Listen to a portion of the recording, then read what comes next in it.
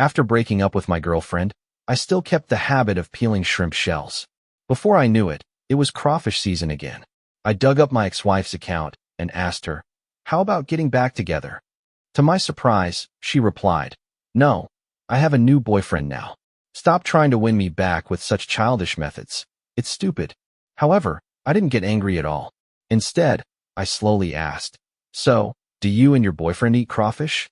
"I'm downstairs at your place," I said gloomily. "I brought 14 pounds of crawfish." The voice of Lyra on the other end of the phone suddenly stopped.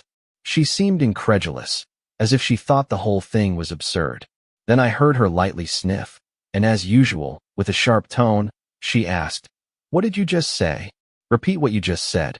I didn't expect Lyra, so young, to already be starting to lose her hearing. After a pause, I silently repeated, "The crawfish place we often go to is having a promotion. Buy 5 pounds, get 2 extra free." She asked, "So you bought 10 pounds? Lyra's voice suddenly became sharp over the phone. I could almost hear her hysteria. She shouted, "Kale, have you lost your mind?" I silently held the phone a little farther from my ear.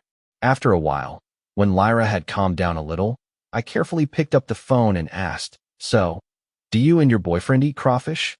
"Go away." Lyra shouted the last sentence at the phone and hung up quickly. I stood downstairs at her place with the crawfish, looking up at the floor of her apartment, and sighed deeply.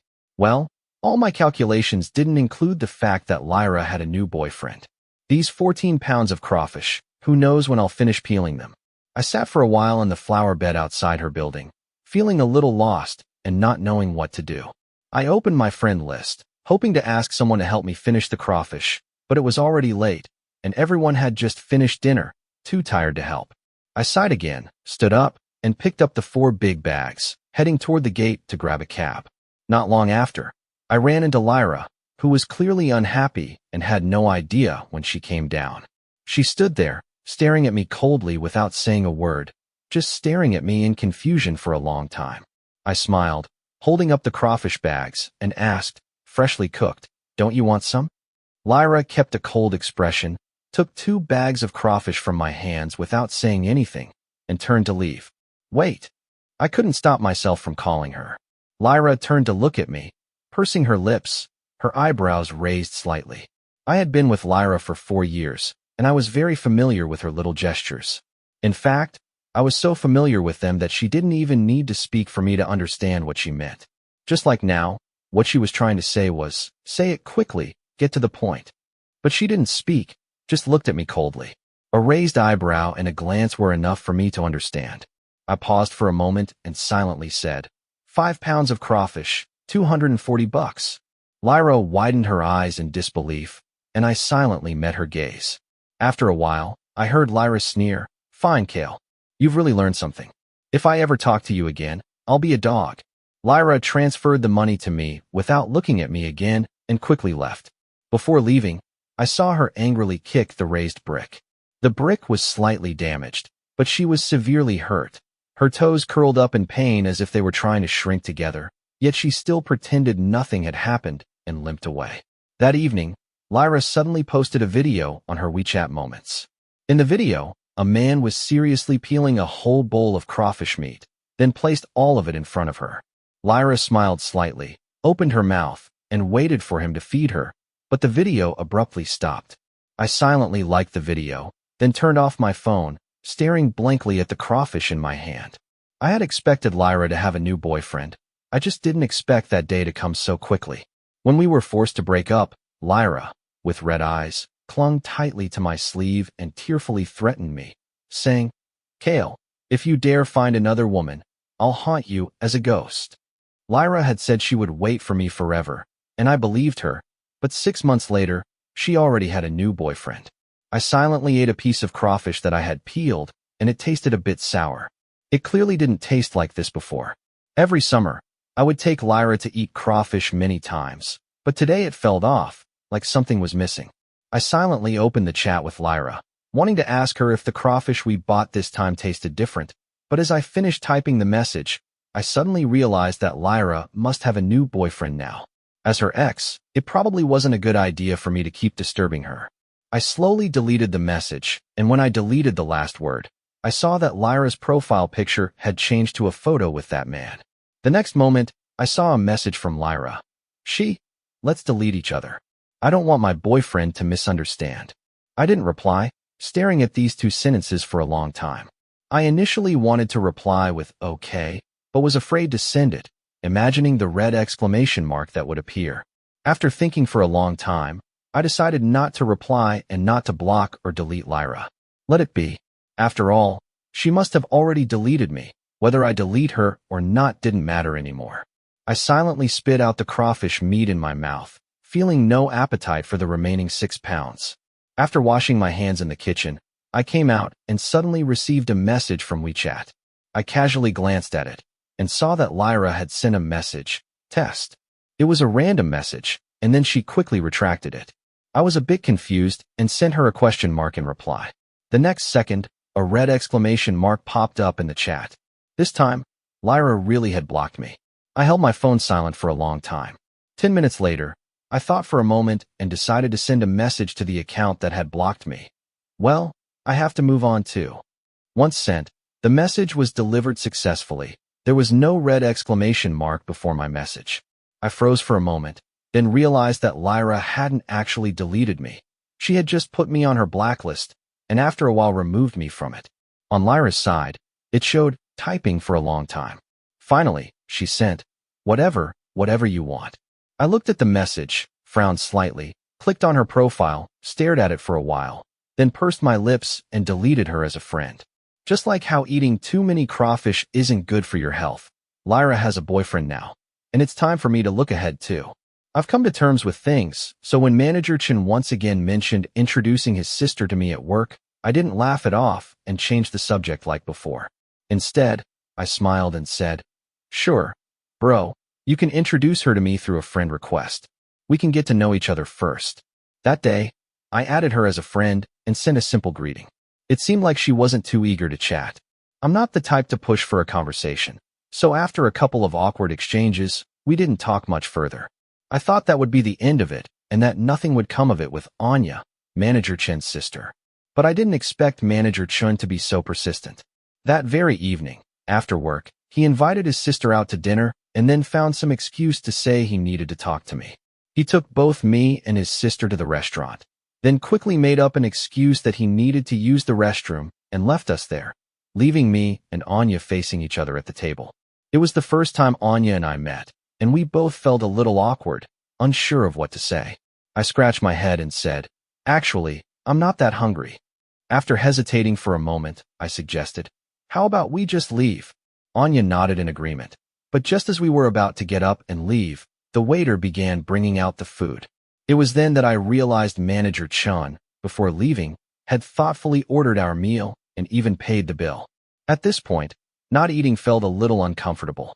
Anya hesitated for a moment, then sat back down in her chair, smiled slightly, and said, "My brother is like that sometimes. He's just so hard to deal with." I quickly waved my hand. No, I actually think Manager Chen is a great guy. He's always been really supportive of me. Anya gave me an incredulous look. Then after a long silence, she finally said, "Now I get why my brother values you so much." She continued, "He keeps telling me how great you are. I'm starting to get tired of hearing it." I squinted, suddenly interested, wondering what exactly Manager Chen had been saying about me. The moment the topic came up, Anya seemed to wake up and got really excited. She insisted on telling me all the bad things about her brother. I listened and laughed as we gradually started talking more animatedly. Just as Anya and I were getting along more and more, a cold laugh suddenly interrupted us. "Hey!" I turned around and met Lyra's disdainful expression. She sneered and said, "Well, what a coincidence. Your new girlfriend." I froze for a moment, unsure of how to explain, but it seemed like Lyra didn't need an explanation from me. She just stared at me intently, biting her lip, and said, "There's no space left in this restaurant. Would you mind if my boyfriend and I join you?" Before Anya and I could refuse, Lyra and her boyfriend naturally sat down at our table. I was still wondering if Lyra had come to pick a fight, but then I realized they seemed to just be here to share the table. After sitting down, she didn't even look at me.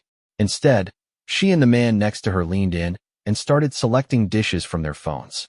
Whenever they found something interesting, He would lean in and whisper something in Lyra's ear.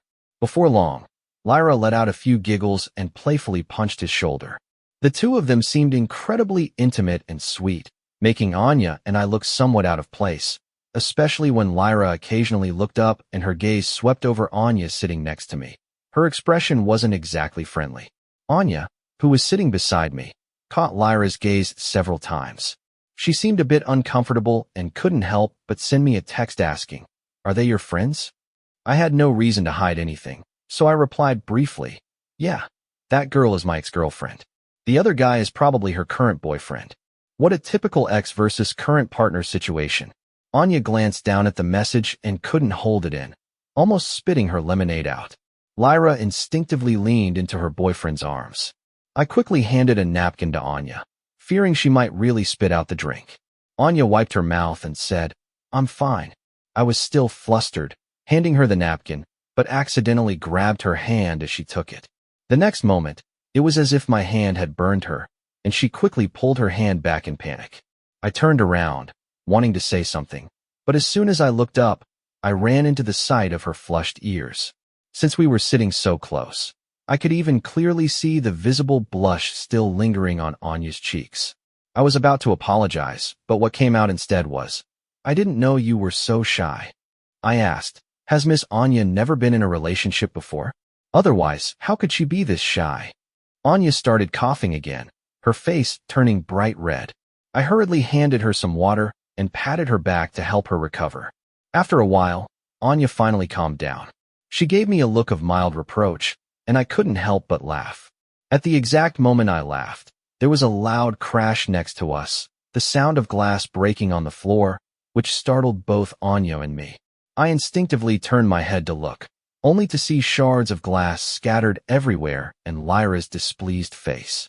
When she met our gazes, she quickly pulled back her hand, lowered her eyes, and said slowly, "Sorry, my hand slipped." Lyra gave Anya a deep, resentful look and coldly said, "Let us order a salad to apologize." Anya quickly refused. No need, no need, I'm already full." However, Lyra completely ignored her and arrogantly called over the waiter to order a salad and 4 desserts for her boyfriend. Anya looked at Lyra's actions, curling her lips and tilted her head as if she was about to say something to me. But before she could speak, she was interrupted by Lyra. Lyra sneered, "You two don't seem very well matched." She stared at Anya, speaking slowly. "How did you two get together? Don't mind telling me." Every word dripped with venom. Her tone also carried the vibe of a main wife confronting a mistress. It made everyone listening feel uncomfortable. Even Anya, who usually had a great temperament, couldn't help but furrow her brows. I sighed, patted Anya on the shoulder, signaling her to stay calm. I turned to Lyra and said calmly, "Our business has nothing to do with you, does it? We don't need the desserts. We're full, so we'll be leaving now." I stood up with Anya and politely smiled at Lyra's boyfriend, saying, "You two enjoy your meal." After that, I gently pulled Anya to leave, but Lyra's face darkened, and she coldly called out, "Did I say you could leave?" I ignored her, but halfway to the door, Anya's arm was suddenly grabbed by Lyra, leaving her unable to move. She angrily shouted at me, "Kale, you always run away when something happens. Are you still a man?" Without hesitation, I forcefully pulled Lyra's hand off Anya and led her out of the restaurant. Anya frowned, clearly irritated by Lyra's words. However, she also noticed that I didn't want to stay any longer, so she suppressed her anger and followed my lead. We both ignored Lyra, and her face grew darker and darker, practically dripping with fury. Just as Anya and I were about to exit the restaurant, Lyra suddenly slammed her water cup on the floor, drawing everyone's attention. Then she yelled at Anya. "Anya!" Lyra's voice was light and playful as she said, "You're with Kale? Aw? Did he ever tell you that his mom used to be a prostitute? That he's a bastard?" Anya's body trembled, and I froze, my steps coming to an abrupt halt.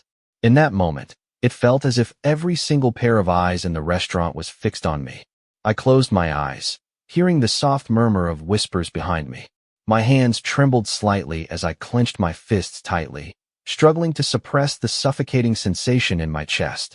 Lyra sneered and continued, "He didn't tell you, did he? Kale, look at you. How could you deceive this girl? Lyra tucked a strand of hair behind her ear and stepped closer to us, walking toward Anya until she stood right in front of her. She said, "He didn't tell you? Should I tell you the details?" She paused, leaning toward Anya, her gaze now shifting to me with a provocative smile. "I'm not sure, but I wonder if you'll still like him after hearing all of this." "Shut your filthy mouth." Anya bit her lower lip, glaring at Lyra as if she were seconds away from slapping her across the face. But Lyra just smiled and said, "Don't act like that. As women, I'm only trying to look out for you.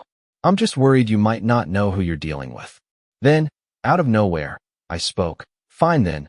Go ahead, tell me," I said, interrupting Lyra's mockery and Anya's furious reaction. Lyra heard my voice and looked up at me. When she saw the calm expression on my face, a brief flash of panic crossed her eyes. Her expression froze, but she still asked, "What did you just say?" I shrugged. I said I almost forgot about it. "Since you remember, why don't you go ahead and say it? Let me hear it too." I repeated the words with no change in expression. As soon as the words left my mouth, the mocking look on Lyra's face instantly froze. In that moment, it seemed she realized that as she was trying to insult Anya with her words, Kale, was standing right in front of her. Kale. Lyra couldn't say anything else. She stood there for a long time, and all she managed to say was my name.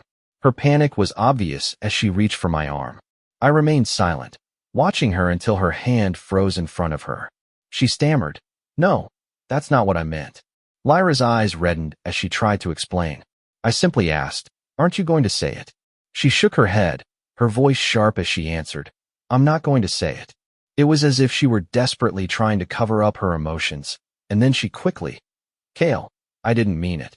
You know me, I would never say such things. I really didn't mean it." Lyra's explanations became more frantic. She was stomping her foot, so anxious that she was on the verge of tears. I just watched her unravel, and before I left, I gave her a deep look, leaving her with a final cold. "You're really disgusting, pretending to have amnesia right after acting like that. Shameless to this extent. If she wasn't being a whore, then who was?" I calmly finished speaking, turned, and walked away. As I closed the restaurant door behind me, I heard the sharp sound of something crashing to the floor inside. After leaving the restaurant, I looked up. Only then did I realize that it had started to rain lightly outside, though I didn't know exactly when. The rain wasn't heavy, just a light drizzle that brought a refreshing coolness to my face. I hadn't brought an umbrella, so I sighed. When the car to pick up Anya arrived, I got up to leave. However, as soon as I stepped into the rain, my sleeve was suddenly pulled. I turned around and met Anya's calm, yet concerned face. She asked, "Where are you going?" She frowned. "Why aren't you getting in the car? You're not bringing an umbrella. Where do you think you're going?" I remained silent, replying, "In weather like this, it's not a big deal not to use an umbrella." It was just like drizzle, with no wind or lightning. But Anya wouldn't let go and kept tightly gripping my sleeve. I frowned, wanting to explain, but when I saw the panic on Anya's face and the way her fingers trembled as she held on to me, I suddenly paused. It hit me. Anya seemed to be worried about me. The realization made all the emotions I had been trying to suppress surge once again. My heart skipped a beat, and a wave of bitterness and warmth washed over me. I said, "What are you thinking?" "I'm fine." I forced a smile as I explained, "I just want to walk to the subway station and take the subway home." Anya frowned, her gaze on my face full of suspicion, as if she didn't believe me. I said, "I'm really fine." I shrugged and gave her a reassuring smile, explaining calmly, "What Lyra said is true. What's there to be upset about?" I couldn't deny the fact that my mother had worked in a special profession, nor could I deny that I didn't even know who my father was, just a bastard born into this world. Just like I couldn't deny that I had once been in a deeply painful relationship with Lyra. But in the end, it had ended in chaos, with nothing but broken pieces left. I said, "Look at the bright side." I patted her shoulder and smiled, saying, "Not knowing who my father is means I don't have to worry about taking care of him when he gets old. That's one of the few fortunate things, haha." Anya was stunned by my words.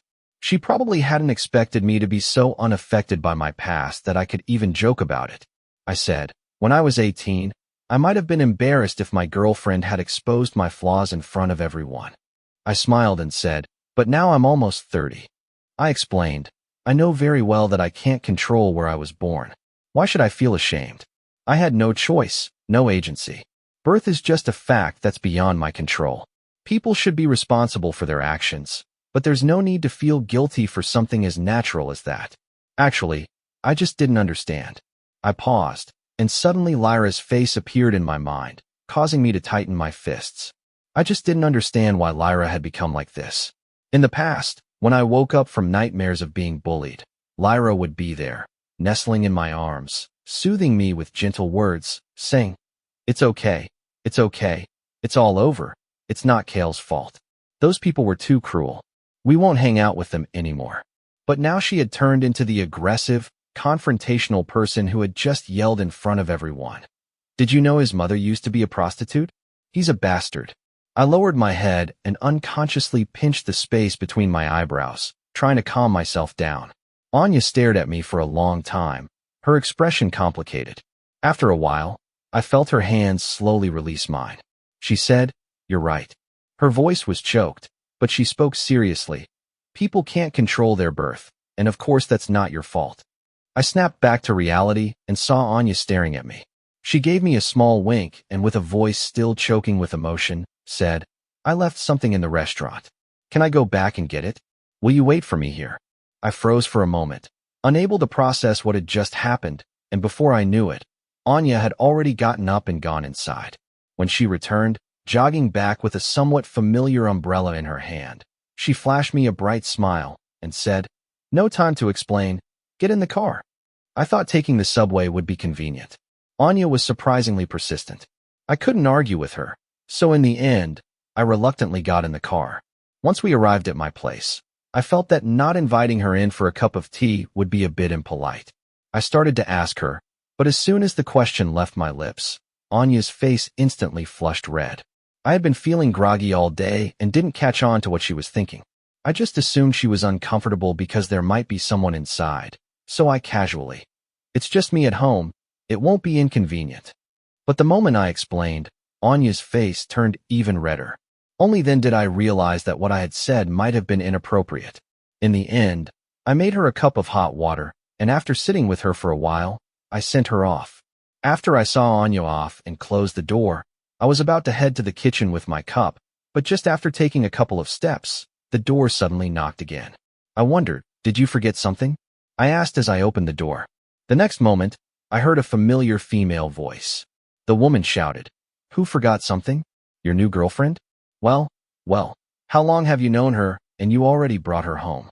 There stood Lyra, her left cheek swollen, her hair disheveled, and she was yelling hysterically, "Kale, how did I never notice how disgusting you are?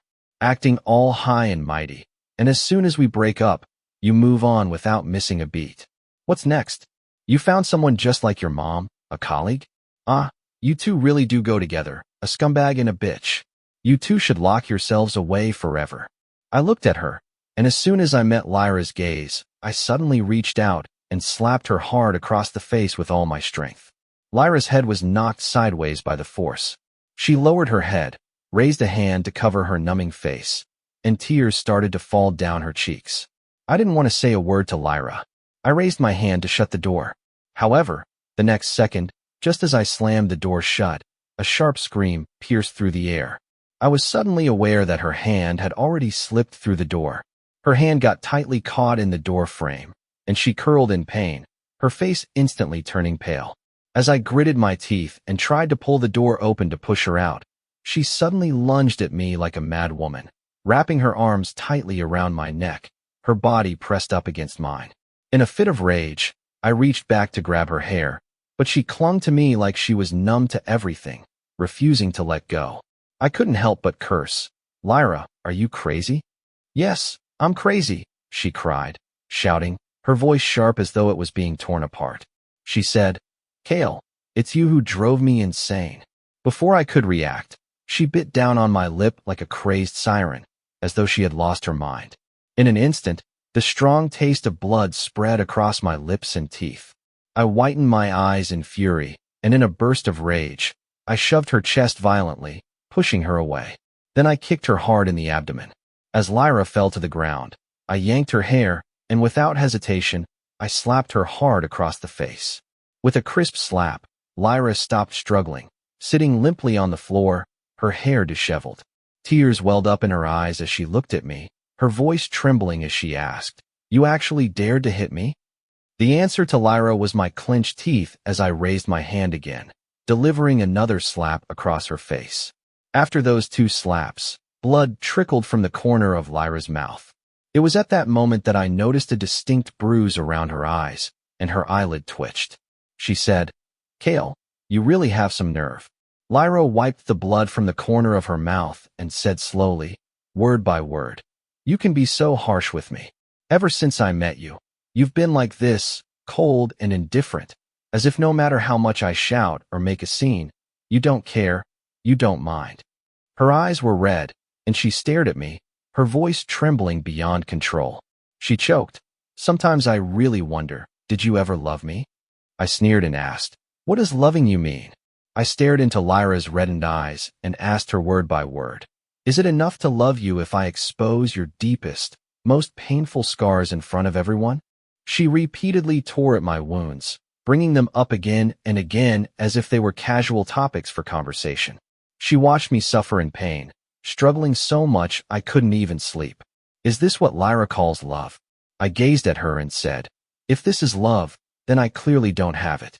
And if this is your love, I wouldn't want it even if I did." Lyra's face turned deathly pale, and she shook her head violently, eager to explain. She said, "No, that's not it." She continued, "I didn't mean it like that. I just saw you with that woman, and you wouldn't even acknowledge me. I was really hurt. I was really jealous of her, you know?" Lyra anxiously tried to explain to me. She said, "I don't know why I said those things. You're always so lifeless, acting like you don't care about anything. I just wanted to get your attention, to make you stop and comfort me. But I didn't mean to."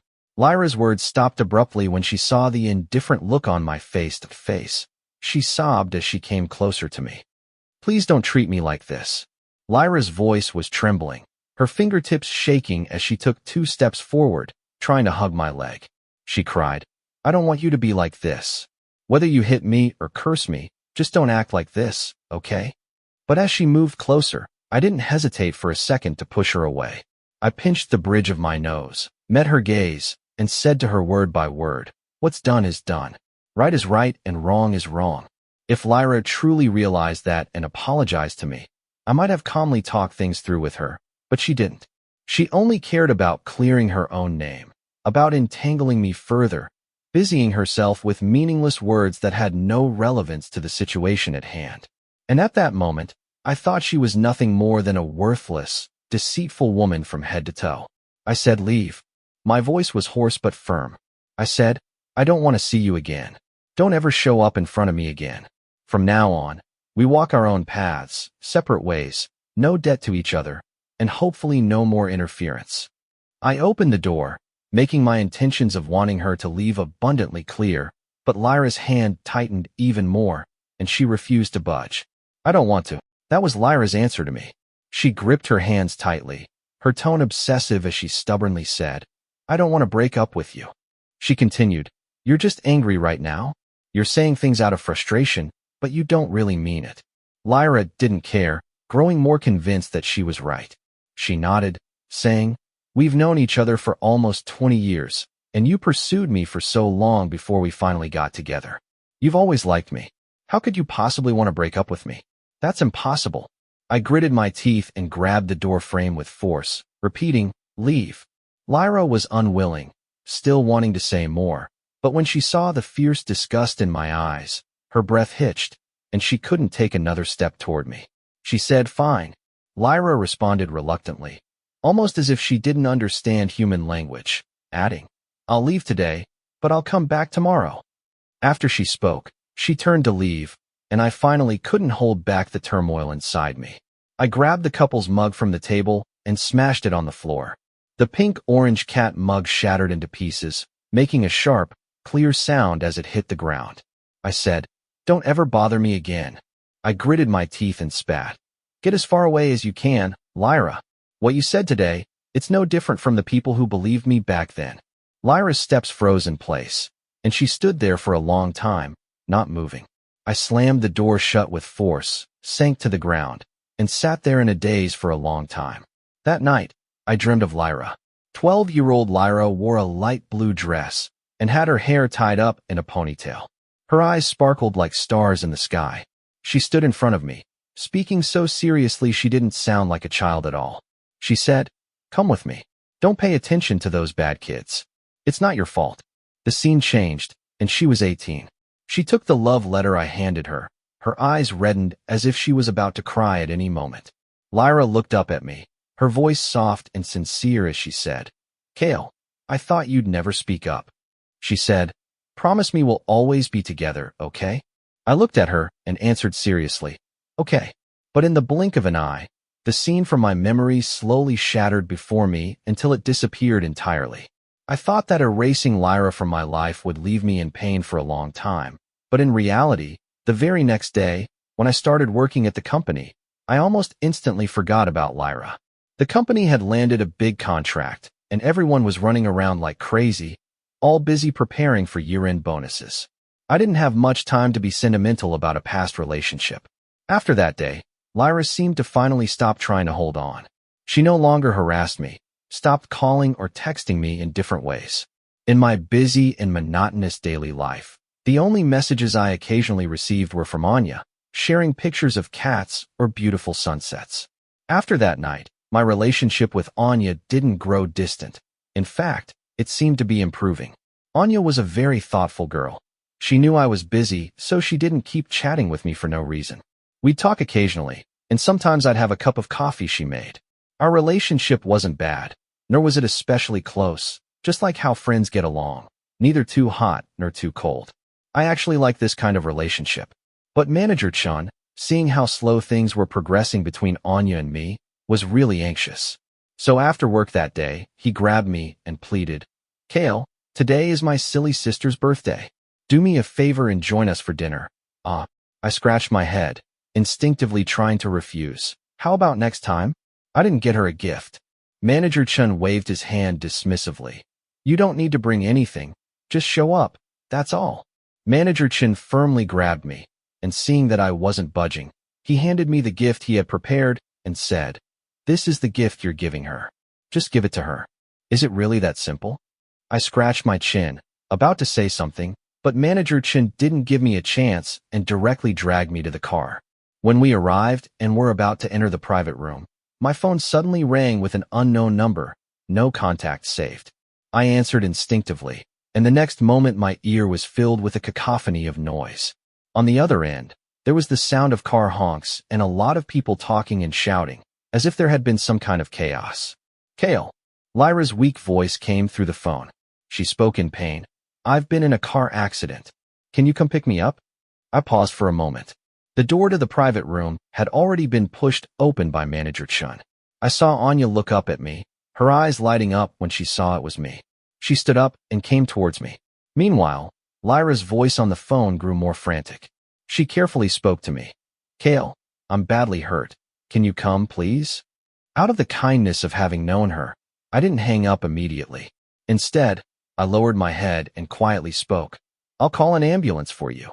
Or if you give me your boyfriend's number, I'll call him to come help you." After I finished speaking, Lyra on the other end of the phone was silent for a long time. It was so long that Anya had already jogged up and stood in front of me. She was slightly out of breath, yet still smiling brightly as she asked me, "Cale, what are you doing here? I didn't expect you to come to celebrate my birthday. I'm so happy." At that moment, the phone call with Lyra was abruptly cut off, leaving only the sound of a busy tone.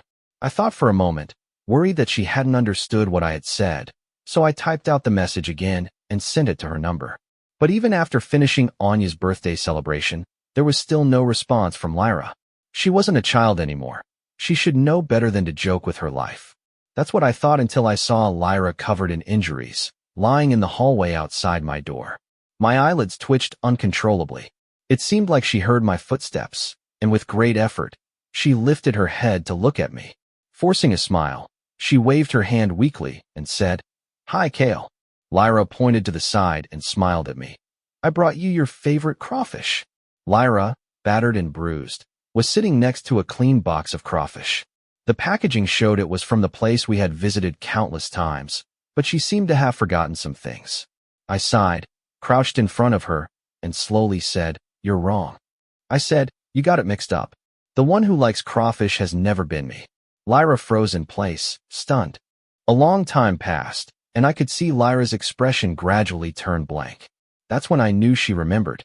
The first time I stepped into the crawfish restaurant with Lyra was because the place had just opened, and we had received a 50% off coupon. She eagerly asked if we could go there for a late-night snack. I wasn't fond of eating crawfish. Those crustaceans just didn't sit well with me, and I had no appetite. But Lyra loved it, so I ended up peeling crawfish for her. She happily devoured the shrimp, smiling playfully and saying, "Kale, what will I do without you?" "All right, it's settled then. From now on you have to peel shrimp for me for the rest of your life." After she said that, noticing my stunned expression, she smiled and asked, "Aren't crawfish really delicious?" Back then, I hadn't eaten many shrimp myself and couldn't really taste much, but seeing Lyra's smile, I absent-mindedly nodded. That summer, Lyra fell in love with crawfish, and every few days she'd ask me to take her for another round. I asked her, "How come you never get tired of this?" Lyra wrapped her arms around mine and said, "I'll never get tired of eating it with you." I thought about it for a moment, and from then on, whenever she was feeling down, I'd buy her crawfish. When she was happy, I'd buy her crawfish. When she craved a late-night snack, I'd buy her crawfish. But I forgot that time was moving forward. People's tastes aren't always the same. Lyra had grown tired of crawfish. She forgot that she once loved eating the crawfish I peeled for her. Only I remained stubbornly clinging to the memories of our past, clumsily carrying crawfish, repeatedly appearing by her side. It wasn't until now that Lyra seemed to finally realize. After we broke up, I sat for an hour in a car under the 36-degree heat, then spent another half hour in the noisy, stuffy barbecue restaurant, finally carrying 14 pounds of crawfish and walking 800 meters to stand beneath her building. It wasn't because I was craving it, it was because I wanted to see her. When she asked me if I had ever loved her, I thought that now she must have found the answer. Lyra's body slowly curled up into a ball. She tightly grabbed her hair and then let out a painful scream. She said, "I'm sorry." Lyra's voice trembled uncontrollably, and she stammered, "I didn't know. I really didn't. I completely forgot. I always remembered you loved crawfish because you always bought it. How could I be so stupid? I completely forgot. I'm sorry. I'm so sorry." She lifted her head, her face wet, and I couldn't tell if it was from sweat or something else. I always thought you didn't care about me at all." Lyra looked up at me, her face filled with bitterness. She said, "I just wanted to know if I had a place in your heart, so I purposely told you I had a new boyfriend just to see if you'd get angry, if you'd feel upset, if you'd ask me even one question. Just one would have been enough. But I didn't expect." She didn't expect that I would show up at her door with 14 pounds of crawfish. She forgot that I'm taciturn, stubborn, and single-minded. Even if my teeth were broken, I'd just grit my teeth and swallow the pain. But after finding out she had a new boyfriend, I tossed and turned for a long time and finally decided to wish her happiness. Lyra closed her eyes, her voice trembling so much she couldn't continue speaking. I said, "I'll take you to the hospital. The past, no matter how much we talk about it, it's meaningless now. What's most important right now is Lyra's injuries. They need to be treated immediately." I reached out to support her, but Lyra suddenly became agitated. She clung tightly to my arm, her eyes red, her voice choking with emotion. "I don't want to go, Kale. Please don't drive me away," she said. "I was wrong. I'm really wrong. Can you forgive me? I shouldn't have made my friend dress up as a man to deceive you. I shouldn't have said those things in front of everyone. I know I was wrong. I never meant to say those things. I just didn't feel secure. I just wanted to. Do you really love me?" Lyra's voice went from frantic shouting to broken sobs. Her entire body trembled as if she was about to pass out at any moment. I knew her emotional state wasn't right, and I should be focusing on calming her down. But that word, forgive, kept lingering on my lips, and yet I couldn't bring myself to say it. I supported Lyra, and we stood in silence for a long time. It was long enough for Lyra to gradually calm down. Finally, I lowered my head and whispered, "Forget it. The crawfish from that barbecue restaurant, it's lost its flavor. Just like the relationship between me and Lyra, it doesn't taste good anymore. If we insisted on eating it, all we'd get is a mouthful of bitterness. Lyra, with tears streaming down her face, looked at me. Her lips trembled as though she wanted to speak, but no words came out. Her throat seemed to be blocked by something, and all that came were drops of tears falling one by one. When the ambulance arrived, she refused my offer to take her to the hospital and got into the vehicle on her own. I silently stood there, watching her leave. Later, on my birthday, I received a delivery of peeled crawfish, a large box filled with just the meat, nearly 2 pounds. I knew very well that crawfish shells are heavy, and the meat is scarce. To get 2 pounds of meat, at least 15 pounds of crawfish would need to be peeled. I knew exactly who had sent it, and I understood what she was trying to say, but the truth is, I really don't like eating crawfish. In the end, its destination would only be the trash can.